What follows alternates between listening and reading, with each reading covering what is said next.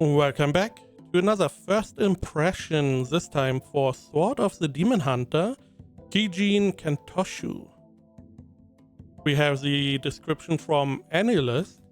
In the Edo period, there was a shrine maiden called Kijin in the mountain village of Kadono. Jinta, a young man who acts as a shrine maiden's guardian, despite being a stranger, encounters a mysterious demon who speaks of the far future in the forest where he went to defeat it. From Edo to the Heisei era, this huge Japanese fantasy series follows a demon man who travels through time by continuously questioning the meaning of wielding a sword. Now, this is Crunchyroll News edited. A far better description than my anime list has. This one, do not read it, is a huge spoiler. More or less explains the whole first episode. The first episode was an hour long, at least where I watched it. I watched the first 4 episodes because episodes 3 and 4 are together story-wise. It didn't really make sense to stop at episode 3. I have to say I disliked the first episode. Even though it was an hour long, I disliked a couple parts. I do not want to go too far into spoilers. I'm going to go into them after the rating. I will warn you again whenever I go to that. There's one part I can say without spoiling that is really strange. Is the we have, even in the first episode, we have like a time jump, or more or less look forward. So we jump forward in time, see a scene, and jump back. However, the anime didn't really make it clear that we jumped forward in time, as far as I remember. So you just had to acknowledge, we are now in the future. We see a scene, we go back. Okay, I see. It was very strange, and it seemed like the show likes to do that. Later on, we have like dates on the episodes. It's like specific name, year 3. It's a Japanese system, which is very hard to follow because I don't know how long any of these eras really are. So I do not have any comprehension how long they are apart. Additionally, it is very hard for me to differentiate where we are. So it felt like for me that after episode 2 that we moved to another village for episode 3. But we are meeting characters we met before, which, okay, fine, but we meet new characters that we should have met, but we didn't meet.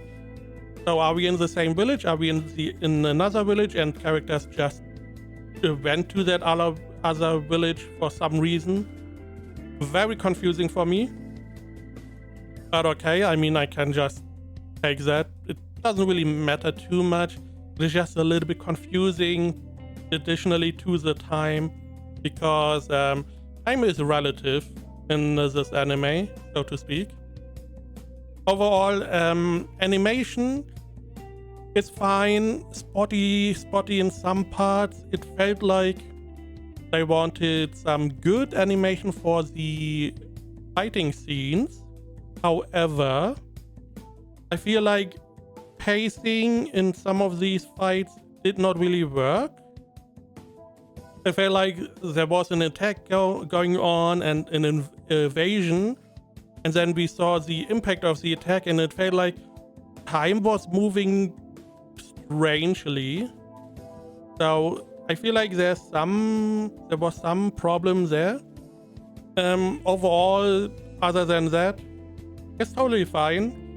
I do like that this is a very grim anime, which likes to use a lot of blood, not copious amount of blood, but a lot of blood.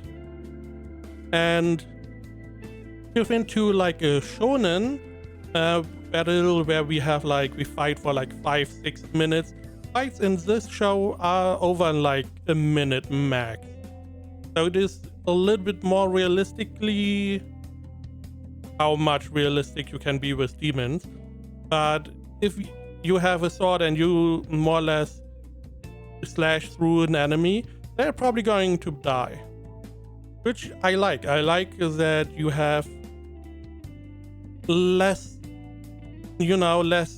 stretched out fights, more condensed fights, which can be better in my opinion, at least here. Naturally, you do have to get more fights for that then. We do have some other interactions. It's not only fighting. We have like our character, learning new characters, or getting to learn new characters. We see some backstory for other characters. So it's not only fighting, but the fighting itself, I like that it is more grim, more you slash through an enemy, he's dead, and not, oh, I'm holding on and by the power of friendship I can stand up again, or by the power of I'm evil I can stand up again. You don't really have that here, even though they are demons. By the way, they are demons, because, demon sword thingy. Other than that, again, I did not like the first episodes. The second, third, and fourth episode, they didn't really bother me much. I didn't really have any problems there.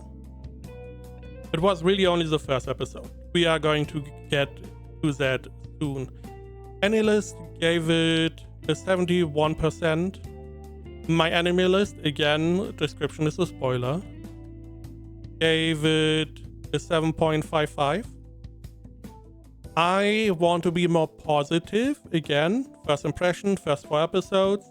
I would give it an 8 out of 10.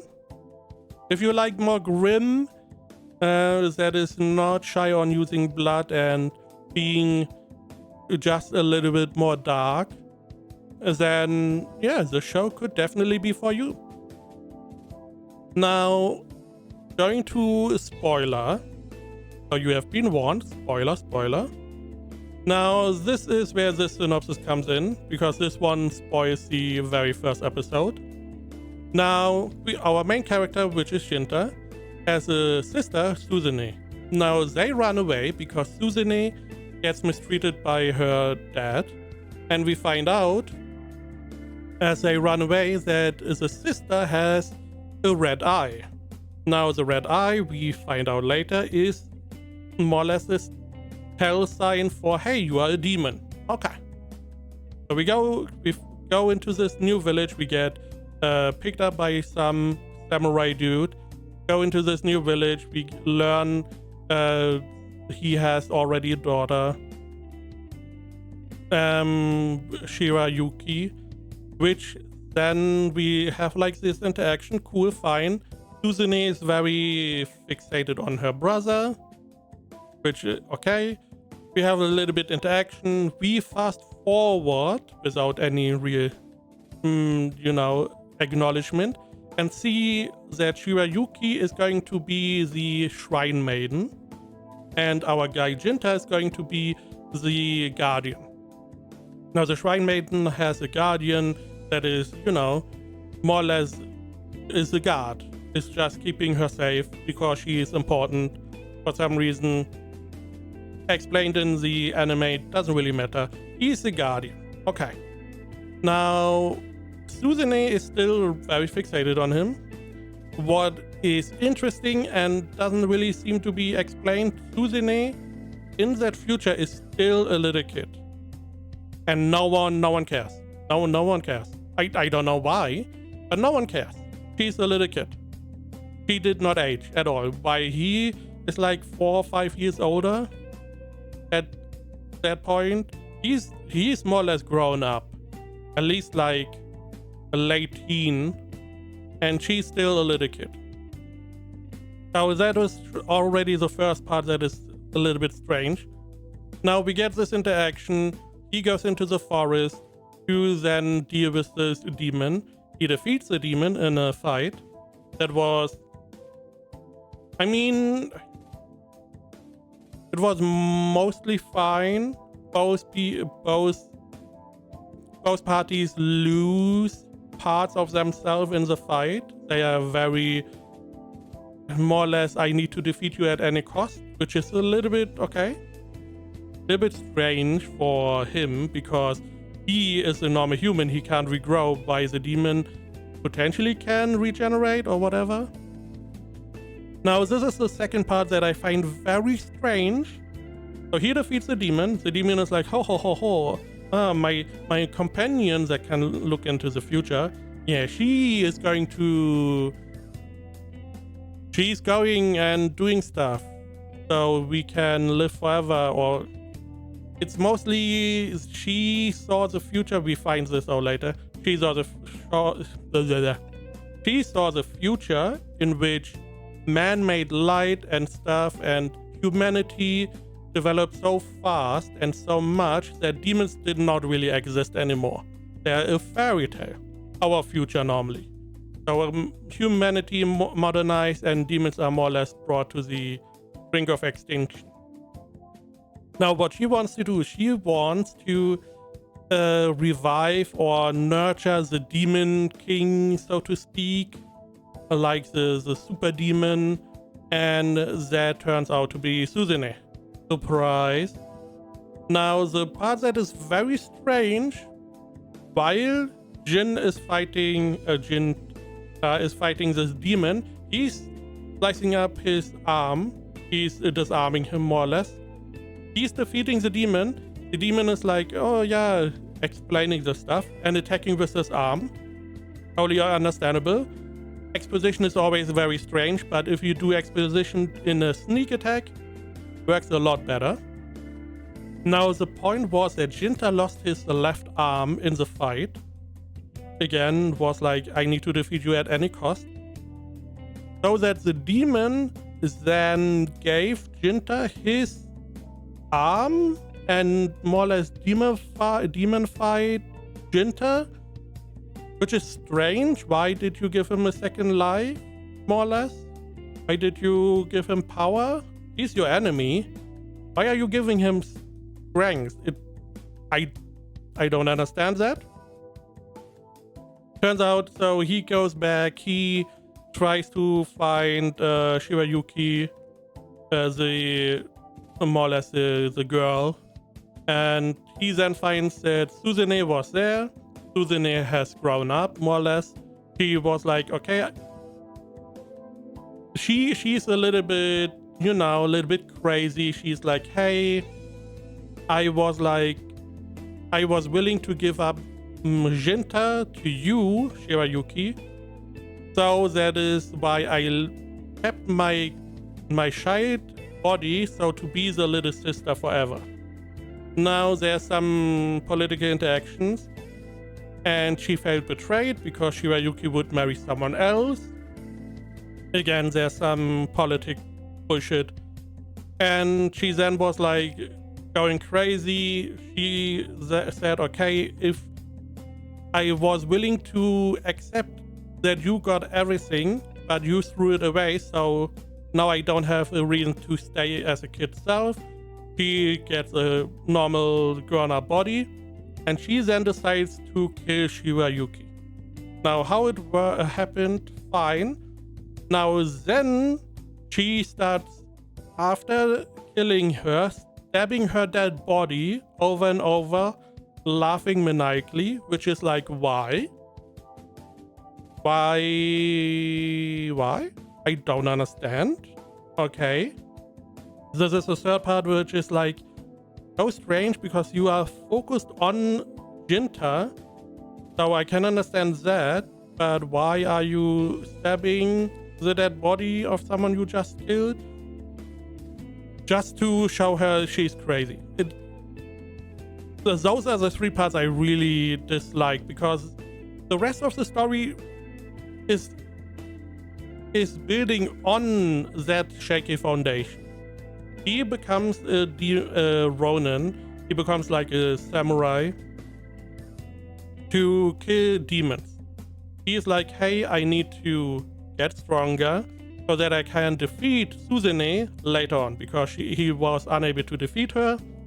she disappeared, and it was like in 170 years or so, she is going to come back and be stronger and more or less take over the world or whatever.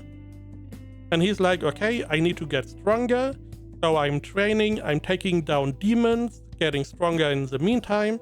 So when I meet her again, I can stop her. He didn't say kill her, but whatever he has to do to stop her in her tracks, which could result in killing her. But for that he has to train. And that is only possible because he's not dead, because the demon decided to give him a super strong arm. Because if he only has one arm, that is going to be a lot more difficult than if he had two arms and one of them is a demon arm. He then is also a demon, which is another part because in 170 years he has to defeat the demon lord Suzune. I'm assuming they are the same. But he can't do that if he's a human because humans don't live that long. But demons do. So it's like, okay, this whole story only works because he got the demon blood power, whatever. And he only got that because the demon was like, yeah, here you have it. It's like, why? I do not understand. It is, those are the parts. The episodes after that, second episode, we learn new characters. We get to learn new characters. What I really liked is that we got, we more or less saw the parent house again, which was very nice. And also the father acknowledged him as a son, more or less. That was really nice, and the anime was really clear to show us, hey, it is his old home, which again is nice. We do get to see a new character there that is coming back in episode 3 or 3 and 4 in the next story, which again was like I assumed would be another village. But there we have like a different story, and it has a satisfying ending, so to say, which, you know, brightened my mood a little bit. It was really the first episode that I'm a little bit muffed about. And I'm assuming most of the video is just me yapping about how I did not like the first episode. But if you like grim stuff with a little bit of blood, this one could definitely be it.